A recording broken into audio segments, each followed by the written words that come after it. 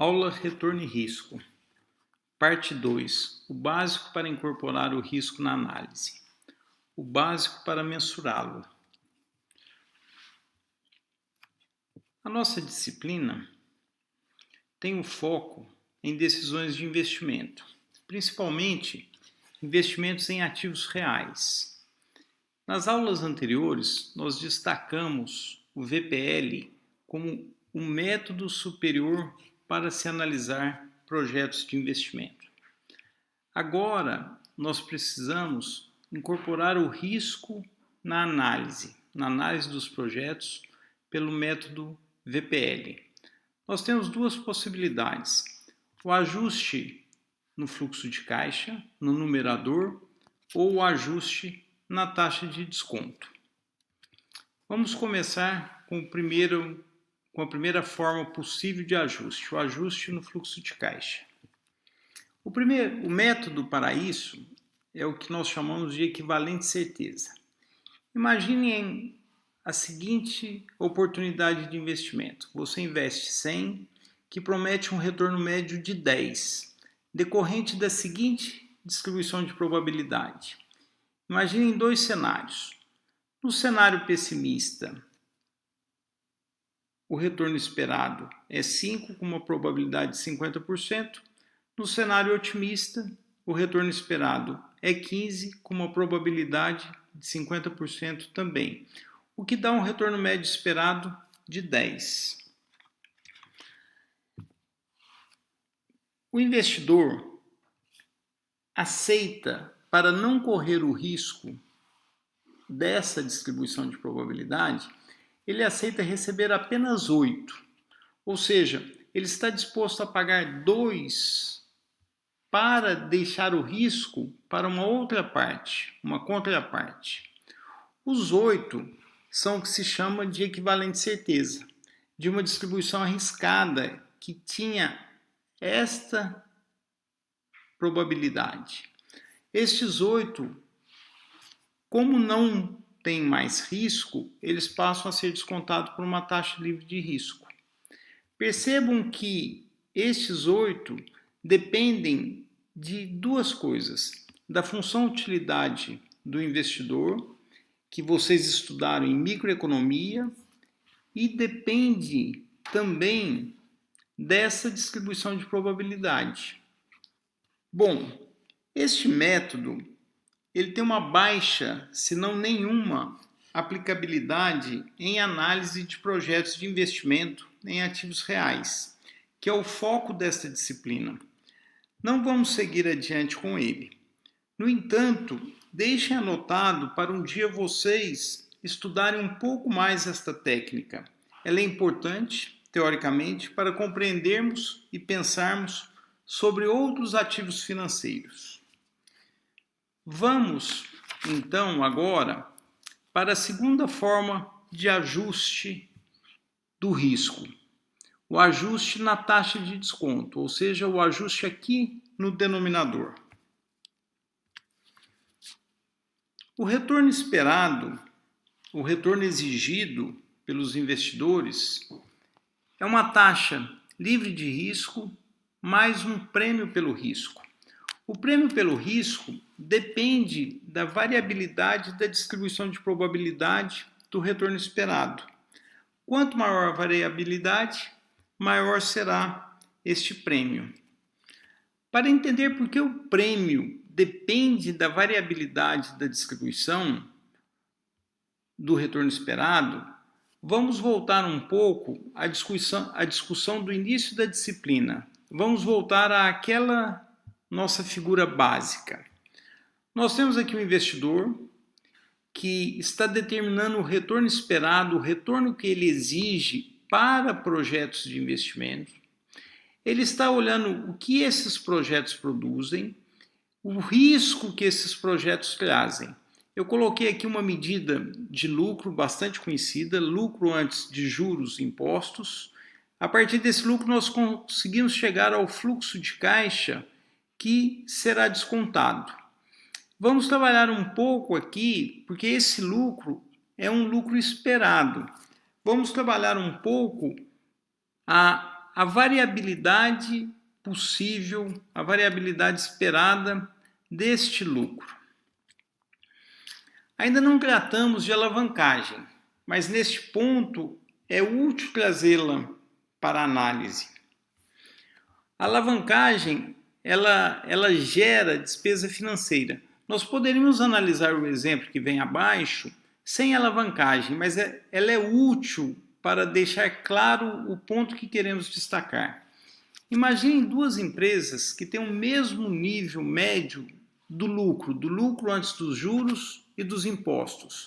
O mesmo lucro médio esperado de 100. Então está aqui, a empresa E, que eu estou chamando de E porque tem o lucro estável, e a empresa V, que tem o lucro com muita variabilidade. E esta mesma empresa tem despesa financeira certa, já contratada, porque ela já tem dívida de 90. Então veja só, ela tem um lucro esperado e ela tem uma despesa financeira certa. Vamos agora assumir que este lucro, ele foi calculado, este lucro esperado foi calculado a partir das observações deste lucro no passado. Esta empresa tem um lucro que oscila muito próximo à sua média, está aqui, e a segunda empresa, a V, tem um lucro que oscila de forma mais distante da sua média. As duas empresas têm um lucro médio esperado de 100, porém esta tem uma variabilidade muito menor do que esta. As duas têm o retorno médio esperado de 100, o lucro médio esperado de 100, porém com diferentes variabilidades. Imaginem o investidor da nossa figura, quando ele está olhando o projeto de investimento, olhando o passado dessa empresa, dos investimentos dessa empresa, qual empresa que ele percebe um risco maior? Com certeza a empresa vê por conta dessa variabilidade, porque há valores no passado que mostram efetivamente que o lucro ficou muito baixo, aquém inclusive das despesas financeiras. Vejam que, para entendermos o risco de um determinado investimento, é útil conhecermos a distribuição de probabilidade da sua série de retornos. E aí voltamos para a estatística. Nós temos aqui distribuição de probabilidade, nós temos variabilidade, nós temos desvio padrão. Aqui, quando nós olhamos as séries de retorno, muitas séries de retorno mostram uma distribuição próxima a uma normal. E isso vocês já estudaram em estatística. Nós temos a distribuição normal com as medidas de tendência central, no caso nós usamos a média, e o desvio padrão que nos dá essa distância. E o desvio padrão, ele é muito útil. Por que ele é útil? No exemplo que nós montamos há pouco, foi possível enxergar graficamente a variabilidade dos respectivos lucros, os EBITs, e o risco que cada um representava. Mas nem sempre é possível analisar isto graficamente.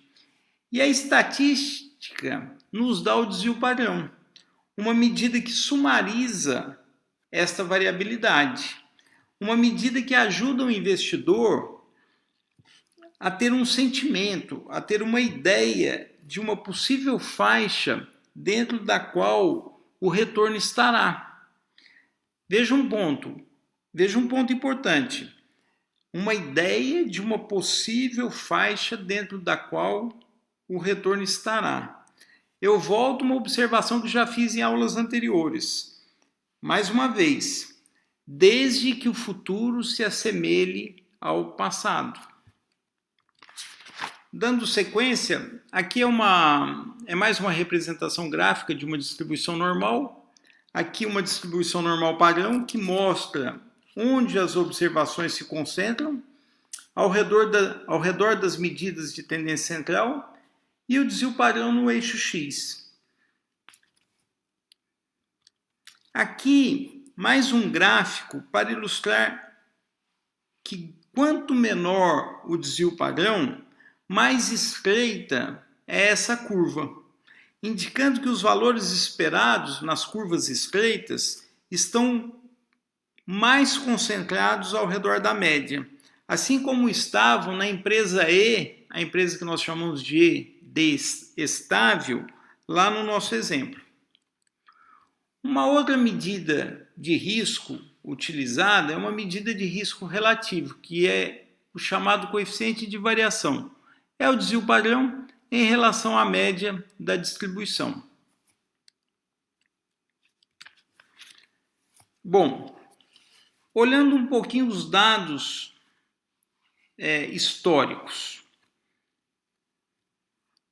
A análise de dados históricos mostram uma relação positiva entre risco, medido pelo desvio padrão, e o retorno esperado. O que suporta esta relação positiva suporta os modelos que colocam o retorno esperado como função do risco, no caso, como função do desvio padrão. Esses dados são dos Estados Unidos, dados históricos. Vejam que nós temos aqui nas duas colunas a média do retorno anual observado neste período e o desvio padrão dessas distribuições. Olha, à medida que aumenta o desvio padrão, aumenta o retorno observado, suportando essa relação positiva, ou seja, os dados históricos nos permitem esperar esta relação positiva. E no Brasil, rapidamente, eu analisei o DI, a curva do DI, peguei o ponto de 5 anos, o Ibovespa. Vejo que os retornos são próximos, mas os desvios padrão não. Há risco, vejam esse dado, há risco, desvio padrão alto nas ações, aqui representadas pelo Ibovespa, mas não adequadamente compensado com retorno. Aqui temos 2 pontos. Primeiro, é preciso investigar melhor esses dados, é preciso conferir as estatísticas. Segundo, precisamos buscar explicações. Isto é pesquisa para quem continuará na vida acadêmica. Ir atrás de confirmações, de observações que temos, de confirmar observações e de explicá-las. Uma possível explicação, se as contas que fiz estiverem corretas, seria o nível altíssimo das taxas de juros no Brasil no período analisado. Para fechar este ponto, esta parte da aula, eu destaco o seguinte: o retorno esperado é função do risco, ou seja, o investidor exige um prêmio pelo risco. Enxergamos o risco na variabilidade das séries de retorno.